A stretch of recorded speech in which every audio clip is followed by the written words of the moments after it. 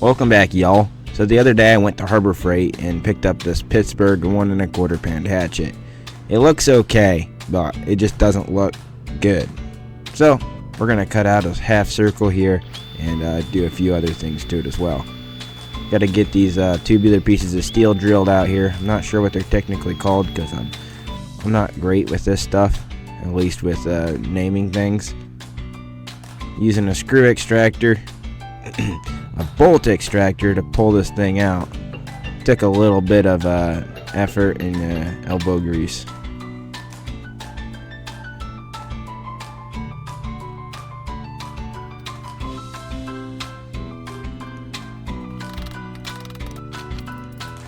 Once I got those pulled out, it's time to hit the head from the handle until it pops off.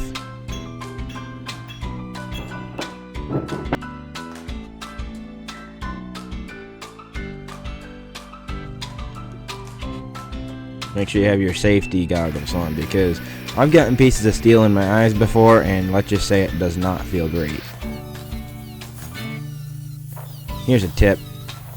Something I've found is if you do get steel in your eyes, it's better than like aluminum or wood sometimes, because you can just take one of those tiny little magnets on a telescoping rod and clean it up real good and then stick it close to your eye, and it'll usually pull that metal shaving, steel shaving specifically, off of your eye. But only try that tip I just gave you at your own risk, because I don't want anybody to put that magnet too close and hurt their eye. We're cleaning all the paint off this hatchet head. That black paint just doesn't look great on a hatchet head, in my opinion, especially with the look I'm going for.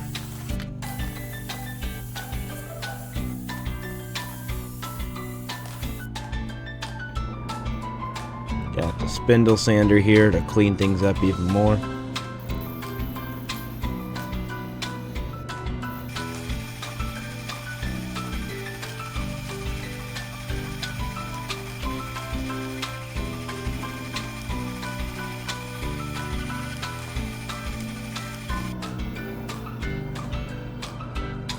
Look how nice and shiny that looks. Turn on the old belt sander. Get everything else sanded down and looking nice.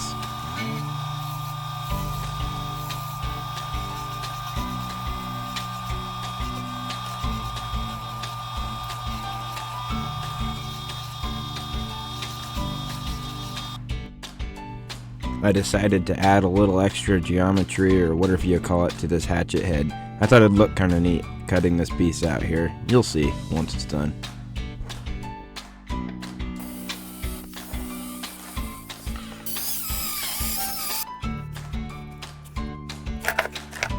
Now I'm cutting out the blade's edge, if you want to call it that.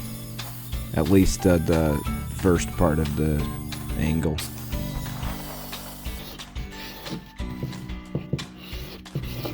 Now I'm sanding it down with some 600 grit sandpaper just to give that edge an extra shine and some a little bit smoother, so I can sharpen it sharper later.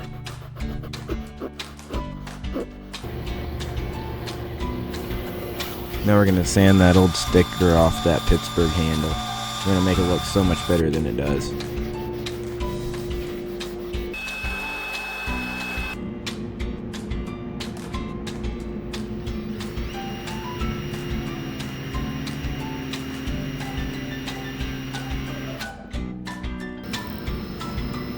Drilling me a hole just in case I want to lanyard or something later.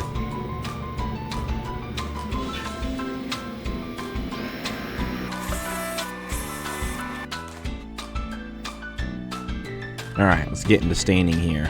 Wonder how it's gonna look. Wow, very impressive. That looks pretty good. It brings out the grain very nicely. Looks a lot better than the old handle, don't you think? If you thought the old handle looked better, say that in the comments, and maybe I'll, I don't know. Yeah, I think the new handle looks better.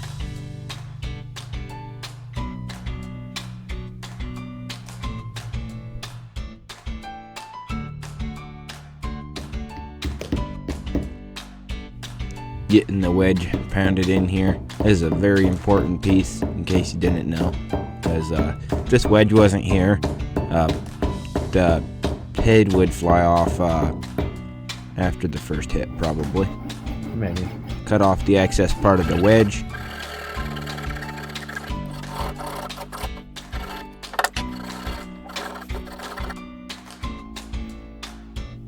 Now, I'm not sure what these are called again, but adding these tubular pieces of steel back to the wedge, or to the top of the head.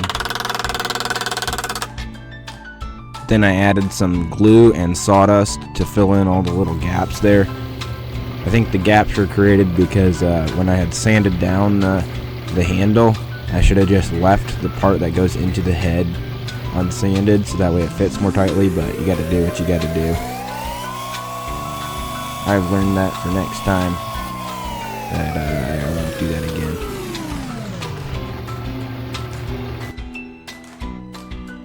again. Look how nice and shiny that looks.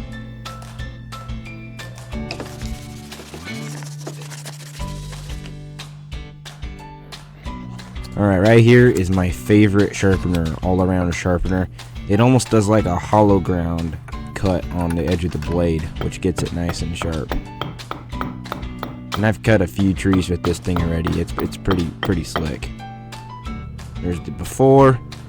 Look how much better it looks after.